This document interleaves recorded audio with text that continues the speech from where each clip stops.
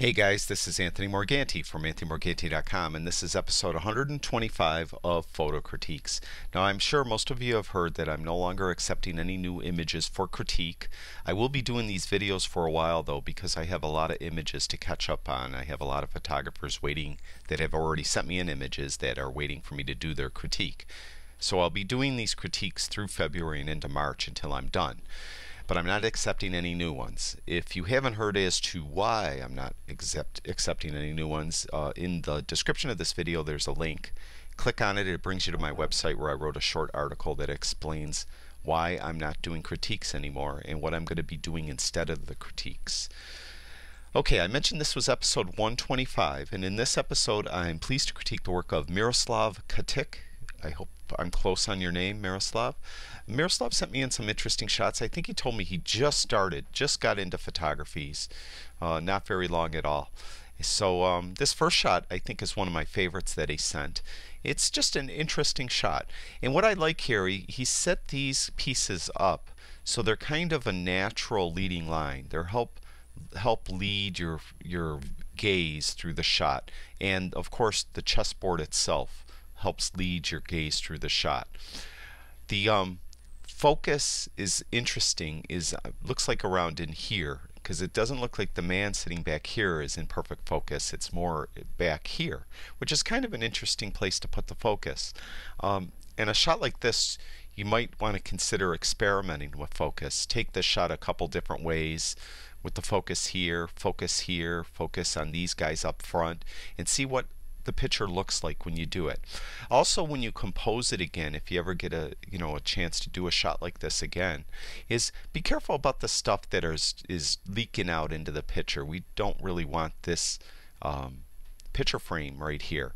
So if this was like a solid wall all the way across, it does help lead again everything. All the lines would be pointing towards the man here.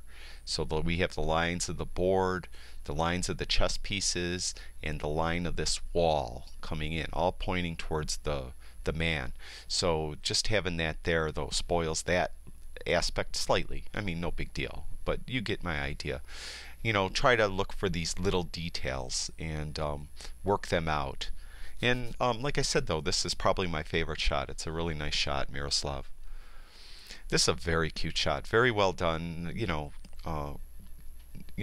This your son, I don't know. It's a really nice shot, very well done. I like the pose, I like everything about this shot. Exposure's perfect, really nice. This shot here, it's like a Christmas scene under the tree.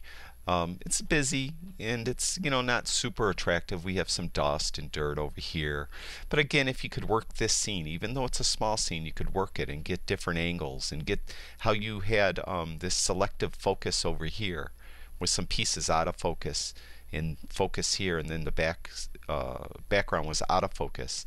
Maybe you could come up with something like that here where you're shooting from the side and this bear's out of focus, and this snowman's nose is in perfect focus, and the stuff in front is out of focus. Something like that. So you kind of experiment and do different things. Use the garland maybe as a leading line. Yeah, really cute shot too. It's a bit, it's a snapshot of a family. Little boy over here. This is a beautiful shot here. I love the catch lights in the eyes. Really well done. Also, you got down low. You didn't shoot up high looking down on the child. A lot of times you're the children look more vivacious and alive if you're really low and shoot at their level or a little lower even.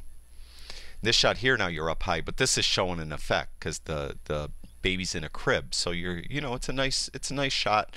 Again, we're busy. We have the stuff over here. We have this hamper over here. So if it's kind of like a spur of the moment shot. Maybe the child wanted to get out, and you were just taking the child's picture before you let him out. But it's a really nice shot. Very cute. This one too, you got low. I like that you got low and took the shot. You used 1/160th of a second, which froze the movement of the swing, so it's not blurry. Your shadow isn't in the shot, which is good. You never want the photographer's shadow in the shot. It's just the child on the swing's shadow. So lighting was a little harsh. Again, you get what you get when the conditions sometimes dictate how good of your picture can be. The interesting shot, interesting lampshade, an interesting lamp, and you chose to do it on an angle. Very creative. Always encourage people try to think differently, do things a little different, and this is very nice. This shot here I think is just a little too busy. As I look at it, this, I mentioned many times in the critiques, we need a subject sometimes in these shots. This one doesn't really have a strong subject. We have kind of this cold looking weather. It's a little hazy. Looks like there's a little bit of frost or snow here and there. And then we have this, winter tree in front with no leaves on it. So there's not really a strong subject for a viewer to look at. So we're kind of just gazing through the tree at what's behind it. A lot of times this would work. You could get an idea, like a lot of times you see people shooting, if it's raining out, they're shooting through a window pane that's full of rain, and it distorts everything in the background. But the background has to be real compelling. So if you had a tree like this and you were shooting through it and there was something really interesting back here, like a waterfall or the Grand Canyon or something like that, then it's more of an artistic effect. Whereas in this case, we're just looking at the roof of a building and it's not really that attractive. So we really need more of a strong subject in this shot. This shot here I like. Your focus is very good. You did a really nice job. You're at 18 on your 18 to 55 millimeter lens though, and I think a shot like this we really got to get closer. So I'm going to try to show you. Let me constrain proportions so I can try to make it look more realistic. Come out just a little bit like that. I think something like that is a stronger image. We're in a lot closer. Now I have it in rule of thirds right now, but I use this, which is the golden ratio, and I have this ladybug almost right in where the gold, the intersection point where these two lines intersect, which is typically what you want to go for. And I think this just is a stronger shot than the non-crop shot that was further out. So I think if you would have zoomed your lens out to 55 millimeters or into 55 millimeters and got in a little closer, I think it would have been a much stronger shot. This is another one. I talk about these scenes. They're interesting, but they're hard to photograph. It's just a lot of stuff here, and it's hard to get this shot of this dilapidated roof and sidewall here because we have all this kind of, overgrown area over here.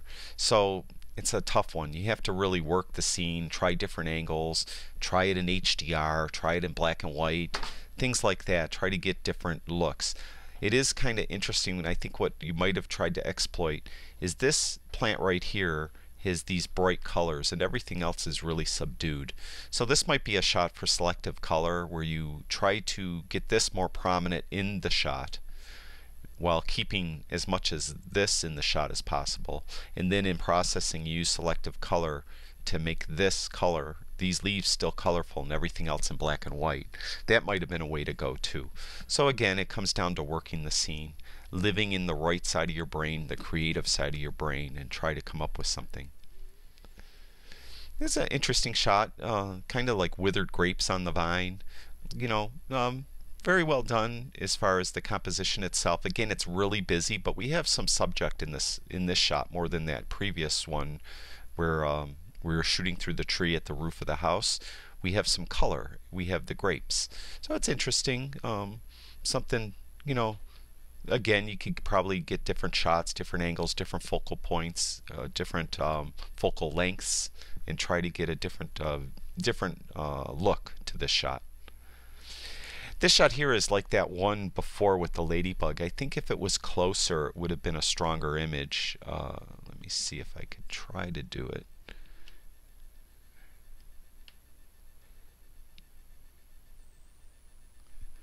think something like that might have been a stronger image. Again, it's kind of a tough scene. The light was a little harsh. We always have to be aware of the light. So it's a tough scene to photograph. But I think if you were a little closer and, you know, shot these, maybe even got even extremely close and just did a vertical shot on one of these overhanging, whatever you call them here. Let me see if I could do this real quick. Excuse me, it's hard for me to crop and talk at the same time. I mentioned that before. Something like,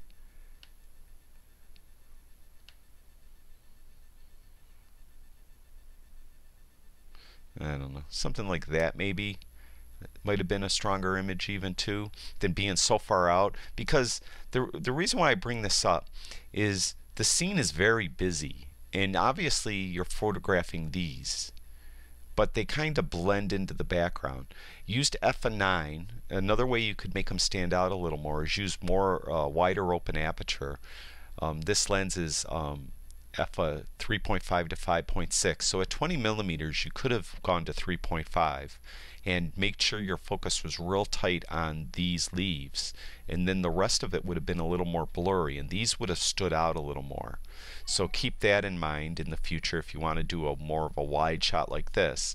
Then after you take that wide shot, zoom in and get closer, and, you know, focus as close as you can as your lens will allow you, and try to get some more close-ups and isolate parts of things like this.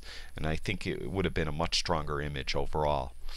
And that's it, I think, for Miroslav. Yes, it is. Miroslav, thank you for sharing your work with us. I'm glad you're into photography. Hope you stay with it. Very talented. I'd like to thank everyone that watches all my videos. I really do appreciate it. If you guys have time, go over to my website, anthonymorganti.com. There's all kinds of stuff on photography over there. And if you have time, I'd really appreciate it if you subscribe to my YouTube channel. My YouTube username is Anthony Morganti. And that's it for now. I'll talk to you guys soon.